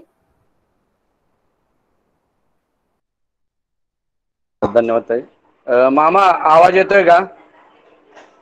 मामा जॉईन झालेत. मामा आवाज येतोय का? मामांचा आवाज अनमुटा आहे, नाहीये, मुटा आहे. मामा आवाज येतोय का? मामा ठीक आहे, ते जॉईन होतील तोपर्यंत एक दोन प्रश्न जे मामाच्या लिस्ट मधले आहेत त्याचं थोडंसं मी क्लॅरिफिकेशन देण्याचा प्रयत्न करते. तर एक प्रश्न विचारला होता की पिल्लांमध्ये कोणतं जंतनाशक चालतं आणि कोणतं नाही चालत. तर लहान पिल्लांमध्ये अल्बेंडाझोल, फेनबेंडाझोल आणि प्राझिक्वेंटाल या तिन्ही प्रकारचं जंतनाशक आपण देऊ शकता. जे काही गोलक्रमी असतात तर त्याच्या विरुद्ध अल्बेंडाझोल आणि फेनबेंडाझोल हे जंतनाशक काम करतं. आणि जे काही चपटेक्रमी असतात, टेपवर्म असतात, तर त्याच्या विरुद्ध प्राझिक्वेंटाल हे नावाचं जंतनाशक काम करत असतं. आणि मोठ्या शेळ्यांमध्ये आपण अल्बेंडाझोल देत नाही, कारण गाभण शेळ्यांमध्ये गाभण काळाच्या सुरुवातीला पहिल्या 1-1.5 महिन्यामध्ये जर आपण अल्बेंडाझोल दिलं तर जे काही पिल्लू आहे तिच्या पोटामध्ये तर त्याच्यामध्ये काही बदल अनुवांशिक अवगुण येण्याची शक्यता असते, ज्याला की आपण म्हणतो टेराटोजेनिक इफेक्ट येतात. त्यामुळं जे काही पिल्लू जन्मणार आहे त्याच्यामध्ये दोष निर्माण होऊ शकतात. म्हणून अल्बेंडाझोल जंतनाशक आपण सहसा शेळीच्या पिल्लांना, मोठ्या शेळ्यांना आणि गाभण शेळ्यांना देत नाही. लहान पिल्लांमध्ये आपल्याला ते देता येतं, काही हरकत नाही. आणि जे 3 महिन्याखालची जी पिल्लं आहेत तर त्याला आयव्हरमेक्टिन नावाचं इंजेक्शन द्यायचं नाहीये. आयव्हरमेक्टिन नावाचं इंजेक्शन हे पोटातील जंत आणि शेळ्यांच्या शरीरावर असलेले बाह्य परजीवी जसे की गोचिड आहे, उवा आहे, पिसवा आहे, लिखा आहे, त्याच्यावरती काम करत असतं, ज्याला की आपण अंतर आणि बाह्य परजीवीवरती काम करणारं जंतनाशक म्हणतो. तर हे आयव्हरमेक्टिन नावाचं जंतनाशक 3 महिन्याच्या खालील पिल्लांना बिलकुल द्यायचं नाहीये. ते जर आपण दिलं तर ते पिल्लाची जी नर्वस सिस्टीम असते, चेतासंस्था, त्याच्यावरती परिणाम करून झटके येणे किंवा रिॲक्शन येणे असे प्रकार होऊ शकतात. आणि जी काही शेळीच्या दुधापासून मिळणारी त्यांना इम्युनिटी आहे तर ती टिकून असते. तर त्यामुळं आपल्याला पिल्लांना 3 महिन्यापर्यंत आयव्हरमेक्टिन नाही दिलं तरी चालतं. आणि आपण फक्त अल्बेंडाझोल, फेनबेंडाझोल आणि कॉम्बिनेशन मध्ये प्राझिक्वेंटाल हे जंतनाशक आपल्याला वयाच्या 3 आठवड्याला पहिलं जंतनाशक सुरुवात करायचं आहे. आणि पिल्लू 6 महिन्याचं होईपर्यंत दर महिन्यात 1 वेळेला, म्हणजे पहिला जंतनाशकाचा डोस हा 3 आठवड्याला राहील, 15 दिवस ते 3 आठवडे. आणि त्यानंतर दर महिन्यातून 1 वेळेला असं आपण 6 महिन्यापर्यंत 6 वेळा जंतनाशक देऊ शकतो. आणि त्याच्यानंतर मग तुम्हाला दर 3 महिन्यांनी म्हणजे वर्षातून 4 वेळेला दिलं तरी चालतं. बाळूमामा जॉईन झालेले आहेत, आपण पुढील प्रश्न घेऊया आता. मामा आवाज येतोय का? मामा बहुतेक मामांना नेटवर्क. हा मामा बोला.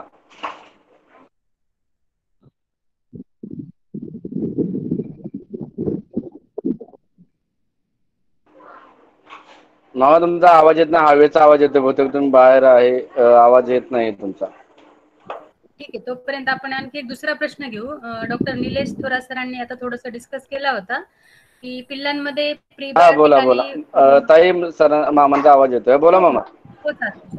हॅलो. हा बोला मामा बोला. हा बोला मामा. हा मामा बोला, आवाज येतोय तुमचा, बोला. मामाने मेसेज टाकला, ठीक आहे. एक डॉक्टर निलेश थोरात सरांच्या प्रश्नावरती मीराताई साखरे मॅडम बोलतील. हा बोला बोला मामा, येतोय आवाज तुमचा.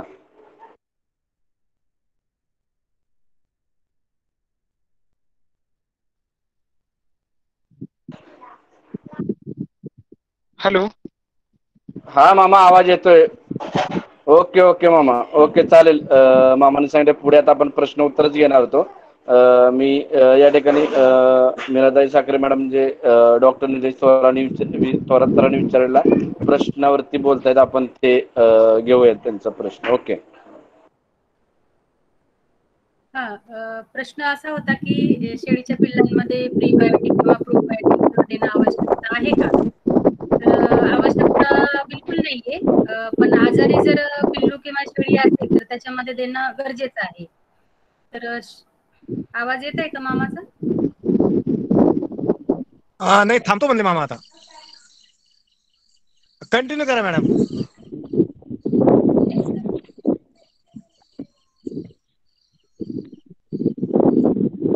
हॅलो मॅडम, मामा थांबतो म्हणले. हा बोला ताई. मामांनी सांगितलं थांबतो, त्यांचा आवाज येत नाहीये. आपण हा प्रश्न बरं, घेऊन एक मिनिट. बोला. Hello hello. हा थोडासा नेटवर्कचा इश्यू होता. एक प्रश्न होता की पिल्लांमध्ये प्रीबायोटिक आणि प्रोबायोटिक देणं आवश्यकता आहे का? तर कसं असतं की शेळीच्या पिल्लांचं जे रुमेन आहे, पोट डेव्हलप होणं जे आहे ते 1.5 महिन्यापर्यंत होत नाही. तर 45 दिवसापर्यंत शेळीच्या पिल्लाचं पोट हे साधं असतं, म्हणजे माणसांसारखं असतं. आणि 1.5 महिन्याचं झाल्याच्या नंतर त्याचं रुमेन डेव्हलप व्हायला लागतं. म्हणजे रवण करणाऱ्या प्राण्यामध्ये जे पोटाचे 4 कप्पे असतात, तर ते 1.5 महिन्याच्या पुढं डेव्हलप व्हायला सुरुवात होतात. तर तोपर्यंत आपल्याला प्रीबायोटिक प्रोबायोटिक द्यायची काही आवश्यकता नाहीये. जर त्याची आजारी जर पिल्लू असेल किंवा त्याची पचनक्रिया जर बिघडलेली असेल तर त्यामध्ये आपल्याला नक्कीच प्रीबायोटिक प्रोबायोटिक असं आपल्याला देता येतं. आणि रुमेनमध्ये जे बॅक्टेरिया असतात तर त्यामध्ये प्रामुख्याने स्टेप्टोकोकस ओविस नावाचा जो बॅक्टेरिया आहे तो कार्यरत करतो. म्हणजे जे काही पिल्लांना किंवा शेळीनं चारा खाल्लेला आहे त्याचं विघटन करण्याचं काम तो बॅक्टेरिया करतो. आणि तो ग्राम निगेटिव्ह बॅक्टेरिया आहे, आणि ग्राम पॉझिटिव्ह बॅक्टेरिया असतो, आणि तो प्रॉमिनंटली असतो. जवळपास 1 ml रुमेन फ्लूड मध्ये जवळपास आपल्याला 1 × 10⁶ अंक म्हणजे जवळपास 10 लाख बॅक्टेरिया 1 ml मध्ये आपल्याला मिळतात. म्हणजे असं प्रचंड संख्यामध्ये बॅक्टेरिया रुमेन मध्ये डेव्हलप झालेले असतात. पण जेव्हा शेळीचं पिल्लू किंवा शेळी आजारी पडती तर त्यावेळेस ते बॅक्टेरिया तयार करण्याचं काम हे कमी व्हायला लागतं. तर त्यावेळेस आपल्याला मग प्रीबायोटिक आणि प्रोबायोटिक देणं आवश्यक असतं. तर अशा वेळेस आपल्याला जे काही कत्तलखान्यामधून फ्रेश एखादा बोकड किंवा शेळी कापलेली आहे त्याच्या पोटातील आपण जे पाणी आहे तर ते पाणी आपण देऊ शकतो. ते पाणी स्वच्छ गाळून घ्यायचं आहे सुती कपड्यानी, आणि शेळीला आपण साधारणतः अर्धा लिटर ते 1 लिटर पाणी हळूच ठसका न लागू देता पाजायचं आहे. आणि त्या पाण्यामध्ये असंख्य प्रमाणामध्ये जे चांगले मित्र जीवाणू म्हणतो आपण ते असतात. त्यामुळे तिची पचनक्रिया वाढण्यास मदत होते. तर असं हे प्रीबायोटिक आणि प्रोबायोटिकचा रोल असतो. आणखी एक प्रश्न होता की शेळींमध्ये कुठले बी कॉम्प्लेक्स देणं गरजेचं आहे. मामाने सांगितलेलंच आहे की सर्वच प्रकारचे बी कॉम्प्लेक्स आवश्यक असतात. काही ना काही प्रमाणामध्ये त्याची आवश्यकता भासत असते. पण व्हिटॅमिन B1 ज्याला आपण थायमिन म्हणतो, तर ते व्हिटॅमिन B1 शेळीच्या पिल्लांमध्ये जास्त प्रमाणात त्याची गरज असते. त्याची जर कमतरता भासली म्हणजे कसं असतं की बी कॉम्प्लेक्स रवण करणाऱ्या प्राण्याच्या पोटामध्ये तयार होत असतात, म्हणून आपण बाहेरून कुठलेही बी कॉम्प्लेक्स देत नाही. पण जेव्हा रुमेनचं कार्य व्यवस्थित नसतं आणि रवण करण्याची जी प्रक्रिया आहे ती कमी होते, त्याच वेळेस बी कॉम्प्लेक्स तयार होण्याचं प्रमाण पण कमी होतं. म्हणून आपल्याला वरतून म्हणजे इंजेक्शन किंवा औषधाच्या थ्रू बी कॉम्प्लेक्स द्यावं लागतं. आपण ज्याला की म्हणतो आपण टॉनिक देतो. पण टॉनिक हा प्रकार नॉर्मल शेळ्यांमध्ये द्यायची आवश्यकता नाहीये. कारण कुठलं जरी तुम्ही बी कॉम्प्लेक्स शेळ्यांना टोचलं किंवा तोंडावाटे दिलं तर ते 8 तासाच्या वर शरीरामध्ये राहत नाही. फक्त ते 8च तास राहतं आणि तिच्या लघवीतून आणि संडासद्वारे ते बाहेर फेकलं जातं. म्हणजे तिच्या रुमेन मध्येच बी कॉम्प्लेक्स तयार होत असतात, म्हणून आपल्याला एक्स्ट्रा द्यायचं नाहीये. फक्त आजारी शेळी असेल तर आपल्याला बी कॉम्प्लेक्स देणं गरजेचं आहे. आणि थायमिन जे नावाचं व्हिटॅमिन B1 जे बी कॉम्प्लेक्स आहे तर ते लहान पिल्लांच्या दुधांमध्ये त्याची थोडी कमतरता असते. कारण शेळी एकदा रवंथ करायला सुरुवात केली म्हणजे रुमेन डेव्हलप झालं की बी कॉम्प्लेक्स तयार व्हायला सुरुवात होतात. पण जेव्हा पिल्लू 45 दिवसापर्यंत असतं तर त्याचं रुमेन डेव्हलप नसतं, म्हणून बी कॉम्प्लेक्स तयार होत नाही. म्हणून आपल्याला शेळीच्या पिल्लांमध्ये बी कॉम्प्लेक्स नावाची कमतरता भासते. आणि शेळीचं पिल्लू जे आहे ते झटके देणे, मान ओवाळणे, मान वरती आकाशाकडे पाहणे, असं आपण बऱ्याच व्हिडिओ आणि फोटो मधून असे आपण लक्षणे पाहिलेले आहेत. तर ते व्हिटॅमिन B1च्या कमतरतेमुळे होतात. आणि त्यामुळे पिल्ल्याच्या मेंदूमध्ये बी कॉम्प्लेक्स गरजेचं असतं, जे काही नर्व स्टिम्युलस तयार करण्यासाठी म्हणजे त्याचं कार्य सुरळीत राहण्यासाठी लागत असतं. आणि त्याच्या कमतरतेमुळे पिल्लांमध्ये आपल्याला पोलिओ एन्सेफॅलोमलेशिया, ज्याला की आपण सेरेब्रो कॉर्टिकल नेक्रोसिस म्हणतो, तर तो आजार व्हायला लागतो. आणि त्या आजाराचे लक्षणे म्हणून मान ओवाळणे, मान आकाशाकडे पाहणे, डोळे मोठे होणे, म्हणजे त्याचं जे मेंदूतले इंट्राक्रॅनियल प्रेशर वाढतं, त्यामुळे आपल्याला डोळ्याचे बुबुळ बाहेर आल्यासारखे दिसतात, झटके देणे, अशी आपल्याला लक्षणं दिसू शकतात. तर त्याच्यामध्ये आपण मग बेरिविन नावाचे इंजेक्शन किंवा ट्रायबिवेट नावाचे इंजेक्शन हे आपण पिल्लांना देत असतो. तर आणखी कुणाचे काही प्रश्न असतील तर सांगा, नाहीतर आपण थांबू. हॅलो. ओके, या ठिकाणी आता आपण ना राहिलेले प्रश्न आहेत ते पुढे आपण घेऊया.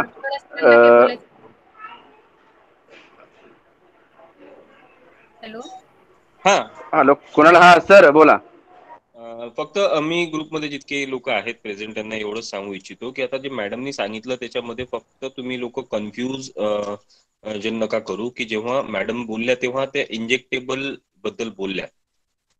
जर समजा आपण जेव्हा शेळ्यांना सांगतो म्हणजे ग्रुपमध्ये पण बरेच वेळा आपण सांगतो की बस शेळ्यांना मल्टी विटॅमिन जे आहे ते प्रेग्नन्सीच्या लास्ट महिन्यामध्ये आपण जे देतो ते ऍक्च्युअली आपण याच्यासाठी सांगतो की आपण त्याच्यामध्ये त्या मल्टीव्हिटॅमिन मध्ये बी कॉम्प्लेक्स वर आपण तेवढा जोर देत नाही. त्या मल्टीव्हिटॅमिन समजा मल्टी स्टार असेल किंवा रिबोफ्लॅविन प्लस ते आहे अजून एक ते असेल, ते आपण याच्यासाठी पाजायला सांगतो की त्या मल्टीव्हिटॅमिन मध्ये बी कॉम्प्लेक्स सोबत ऍडिशनल जे गोष्टी असतात म्हणजे समजा त्याच्यात कॉपर असेल, मॅग्नेशियम असेल किंवा सेलेनियम असेल, ह्या गोष्टी पण आपण जाणून बुजून असं देत नाही शेळ्यांना. ज्यांना मिनरल मिक्सचर चालू आहे त्यांना बाकी काहीच द्यायची गरज नाही आहे. पण जर शेळीच्या पिल्लांसाठी लास्ट महिन्यामध्ये आपण जेव्हा जे टॉनिक पाजायला सांगतो मल्टी स्टार किंवा असे जे काय, ते बेसिकली आपण बी कॉम्प्लेक्स साठी नाही सांगत. ते सेलिनियम, कॉपर वगैरे या किंवा शेळी हीटवर येत नसेल तर मग आपण मल्टी स्टार असं लिक्विड द्यायला सांगतो किंवा पिल्लांना द्यायला सांगतो. तेव्हा आपण बी कॉम्प्लेक्स वर जास्त फोकस न करता करत नसतो आपण. आपल्या सांगण्याच्या मागचा उद्देश हा असतो की त्याच्यामध्ये त्याच्या सेलिनियम किंवा कॉपर सारखे किंवा झिंक सारखे जे मिनरल्स आहेत ते पण तिला भेटले पाहिजे. तर फक्त म्हणजे असं कन्फ्युजन नाही झालं पाहिजे म्हणून मी सांगतोय की बी कॉम्प्लेक्स जे आहे ते वॉटर सोल्युबल आहे, ते शरीरामध्ये स्टोअर होत नाही, ते शेळी स्वतः बनवत असते. पण जेव्हा आपण टॉनिक पाजायला सांगतो, पाजणं वेगळं, इंजेक्शन वेगळं. इंजेक्शन आपण शेळीला अॅक्यूट कंडिशन मधून बाहेर काढायसाठी देत असतो आणि टॉनिक आपण जनरलाइज प्रेग्नन्सी मध्ये तिचं ऍडिशनल रिक्वायरमेंट फुलफिल करण्यासाठी देत असतो. बरोबर ना मॅडम? धन्यवाद सर. हो सर सर, आज सरांनी आता सांगितलं की जे मायक्रो मिनरल्स आहेत, कॉपर आहे, झिंक आहे, कोबाल्ट आहे, सेलेनियम आहे, नंतर व्हिटॅमिन B12 आहे, सायनोकोबालामिन आहे. तर हे मायक्रो मिनरल हे आहे ते गर्भाशयाच्या वाढीसाठी, दूध उत्पादनासाठी, बोकड याची व्यवस्थित वाढ होण्यासाठी हे मायक्रो मिनरल गरजेचे आहेत. म्हणून आपण बी कॉम्प्लेक्स पाजत असतो. किंवा आपण खुराक देतो, खुराकामध्ये तुम्ही मिनरल मिक्सचर टाकता, तर मिनरल मिक्सचर मध्ये पण हे सर्व बी कॉम्प्लेक्सेस मायक्रो मिनरल जे आहेत ते अवेलेबल असतात. ओके, धन्यवाद. या ठिकाणी आज डॉक्टर निलेश थोरात सर उपस्थित आहे. मी सरांनाच विनंती करतो त्यांनी आभार प्रदर्शित करावं. मी सरांच्या बद्दल थोडं सांगतो. सर आमच्या शेळ्यांच्या आरशा समूहाचे मार्गदर्शक आहेत. त्याचबरोबर sir army major rank retire आहेत आणि डॉक्टर आहेत. सरांचा जेनेटिकमध्ये खूप अभ्यास आहे आणि सर विविध विषयावरती प्रॅक्टिकल नॉलेज आणि किंवा प्रॅक्टिकल अनुभव घेतल्यानंतर खूप चांगल्या प्रकारे ऑडिओमध्ये आपल्याला मार्गदर्शन करतात. आपल्याला ते आपल्या ग्रुपमध्ये ऐकायला भेटतील. तर आपण ते जॉईन करून तुम्ही ऐकू शकता. सर बऱ्याच वेळा आपल्याला मार्गदर्शन सरांनी दिले, यापुढे पण सर आपल्याला देतील. आणि मी सरांना आज विनंती करतो की आजच्या मार्गदर्शनाबद्दल आणि आभार प्रदर्शन देखील त्यांनीच करावं. धन्यवाद सर. नमस्कार ग्रुपमधील सगळ्या मित्रमंडळींना नमस्कार, शेळी पालकांना नमस्कार. मी डॉक्टर निलेश थोरात अकोल्यावरनं. बाळू मामांचं हे जे व्याख्यानाची सिरीज चालू झाली आहे हे अत्यंत उत्कृष्ट असा हा आपण एक व्याख्यानमाला जी आयोजित करतोय त्याला खूप भरभरून प्रतिसाद भेटत आहे.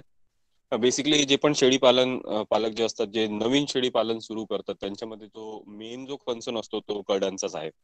मला शेळी पालन चालू करून आता 3 वर्ष झालेले आहेत आणि अजूनही याच प्रश्नांच्या भोवती सगळं काही जे खेळ आहे तो मांडलेला आहे. म्हणजे एक एक स्टेप जेव्हा आपण सुधारत नेतो त्याच्यामध्ये जेव्हा आपण फायनल स्टेजला जेव्हा येऊन जातो, जेव्हा आपल्या शेळ्या कमी आजारी पडायला लागतात, आपल्या कळपामध्ये चाऱ्याचं नियोजन व्यवस्थित झालेलं असतं, खुराकाच्या बद्दल आपल्याला समजलेलं असतं, पैदाइश आपल्या शेडवर चांगली होत असते, त्याच्यानंतर जो लास्ट आणि जो सगळ्यात महत्वाचा टप्पा आहे एखादा कुठलाही शेळी पालक गाठतो तो आहे पिल्लांची वजन वाढ घेणे. हे पहिल्या 2 वर्षात 3 वर्षात कुठल्याच शेळी पालकाला, मला तरी पहिल्या 2-3 वर्षात हे शक्य झालेलं नाहीये. आता कुठे त्याच्यावर थोडं थोडं आपण भर देतोय.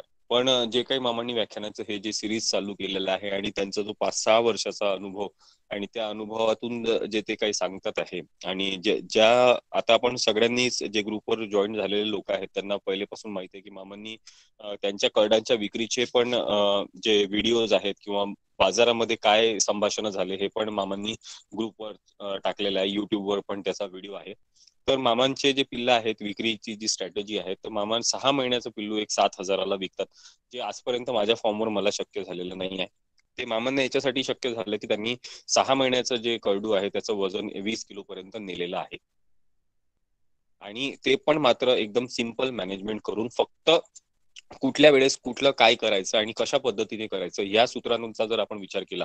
जास्त मामांचं नेहमी म्हणणं असतं की बा तुम्ही एक्स्ट्रा खर्च करू नका, कारण आपल्याला तो परवडला पाहिजे. एक्स्ट्रा खर्च करून जर आपण एका पिल्लावर दर महिन्याला 400 रुपये 500 रुपये खर्च करत असू आणि जर ते पिल्ला वजन वाढ देत असेल तर त्याला आपल्याला ते प्रॉफिटेबल नाही आहे ते विकणं. आणि किती वेळपर्यंत पिल्लू वागवून ते विकणं हे आपल्याला समजलं पाहिजे. त्यांनी जो सिद्धांत मांडलेला आहे मार्जिनल युटिलिटीचा तो पण अत्यंत सुंदर आहे. किंवा जास्त वेळ पण वागवत बसायचं कारण नाहीये. जर तुमचं पिल्लू वाढत नसेल तर त्याला डेबरे पिल्लांच्या बाबतीत आपण बोललो तर त्याला जास्त ठेवून 1 वर्षांनी त्याचे अजूनही 3,000 रुपये नाही येणार आहे. प्रॅक्टिकल अनुभवातनं सांगतो. एक पिल्लू 1 वर्षभर वागवूनही ते 1,800 रुपयाला मी स्वतः विकलेलं आहे, कारण ते त्याची वजन वाढच झाली नाही. ते एका वर्षाच्या शेवटी ते जे माझ्या स्वतःच्या फार्मवरचं जे पहिलं पिल्लू होतं ते एका वर्षाच्या काठी 3 किलोचं होतं. 3 किलो. एक पूर्ण वर्ष झाल्यानंतर ते पिल्लू 3 किलो होतं. तर त्याच्याबद्दल काय जे कारण असतील ते अजूनही मला नाही कळले, पण असं सहसा होत असतं. एक 3-3.5 वर्षानंतर जेव्हा आपण शेवटचा टप्पा गाठतो त्या शेवटच्या टप्प्यामध्ये आपल्याला पिल्लांची वजन वाढ व्यवस्थित भेटायला सुरुवात होते आणि तिथनं मग आपला प्रॉफिट चालू होतो. हे जे नवीन शेळी पालक आहे यांच्यासाठी हे पहिले 2 वर्षात हा सगळ्या रिपीटेड हॅमरिंग होऊन हे सगळं एक सोबत आपण काही डायजेस्ट नाही करू शकत. याच गोष्टींवर वारंवार जेव्हा चर्चा होत राहते तेव्हा आपल्या हे थोडंसं आज थोडंसं लक्षात राहतं, उद्या थोडंसं लक्षात राहतं, आपण मॉडिफिकेशन करत जातो आणि मग नंतर कुठेतरी आपल्याला रिझल्ट भेटत राहतात. तर ही पूर्ण व्याख्यानाची जी सिरीज आहे ज्याच्यामध्ये आतापर्यंत आपण 55 ते 60 प्रश्नांपर्यंत पोहोचलो आहे. माझी अशी अपेक्षा आहे की हे प्रश्न वाढत राहावी आणि ही व्याख्यान मला अशी चालत राहावी. अतिशय सुंदर उपक्रम आहे आणि त्यासाठी मी बाळू मोठे मामांना, सानिल सरांना आणि रवींद्र शेळके सरांना, साखरे मॅडमला सगळ्यांना धन्यवाद देतो आणि आजच्या कार्यक्रमाची सांगता करतो. धन्यवाद. धन्यवाद सर याबद्दल आणि सर्वांचा देखील या ठिकाणी उपस्थितीचा परत एकदा आभार. कारण बराच नेटवर्कचा प्रॉब्लेम असून सुद्धा काही ठिकाणी पावसाळ वातावरण आहे, पाऊस पडत आहे, तरी पण आपण जोडून राहिलात त्याबद्दल परत सर्वांचे आभार. त्याचबरोबर या ठिकाणी डॉक्टर निलेश थोरात सर सुद्धा जॉईन झाले. त्याचबरोबर डॉक्टर मीराताई साखरे मॅडम, उपस्थित सर्व आमच्या शेळ्यांच्या आहारशास्त्र समूहाचे मार्गदर्शक आणि शेळीपालक शेतकरी बांधवांचं परत एकदा मनपूर्वक आभार मानतो. आणि मामांचं देखील आभार मानतो की आपण प्रॅक्टिकल अनुभवातून या ठिकाणी आम्हाला माहितीची सिरीज आपण चालू केली आणि ती कंटिन्यू करत आहात. अशीच माहिती मिळावी आणि या ठिकाणी ही आजची मार्गदर्शन मीटिंग संपली असं मी जाहीर करतो. धन्यवाद.